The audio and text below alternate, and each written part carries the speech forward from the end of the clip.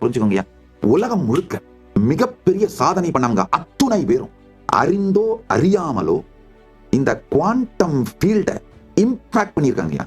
அதுதான் அவர்கள் நினைத்து பார்க்க முடியாத ரிசல்ட்டை மேனிஃபெஸ்ட் பண்ணிருக்கு. அதை அறிந்து இம்பாக்ட் பண்ணீங்கன்னா தொடர்ந்து இம்பாக்ட் பண்ணி வளர்ந்துகிட்டே போவீங்க. அறியாம இம்பாக்ட் பண்ணீங்கன்னா சும்மா லாட்டரியில் அடிக்கிற மாதிரி ஏதாவது ஒண்ணு நிகழ்ந்துட்டு திரும்ப அது கதை மூடிடும்.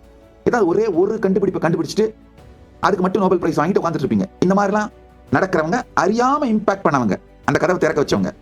அறிந்து இம்பாக்ட் பண்றவங்க தினந்தோறும் இந்த மாதிரி மிகப்பெரிய கண்டுபிடிப்புகளை, அதாவது ஜீனியஸ் ரிசல்ட்ஸை கிளரிக்கல் ஸ்பீட்ல கொடுத்துட்டு இருப்பாங்க. அதுதான் கான்ஷியஸா இந்த குவாண்டம் ஃபீல்ட இம்பாக்ட் பண்றதுனால வர்ற ரிசல்ட். குவாண்டம் ஃபீல்ட கான்ஷியஸா இம்பாக்ட் பண்ணீங்கன்னா ஜீனியஸ் பீப்புள் ப்ரொடியூஸ் பண்ற ரிசல்ட்ஸை கிளரிக்கல் ஸ்பீட்ல கிளர்க்குங்க செய்யற வேகத்துல ரிலீஸ் பண்ணிக்கிட்டே இருப்பீங்க.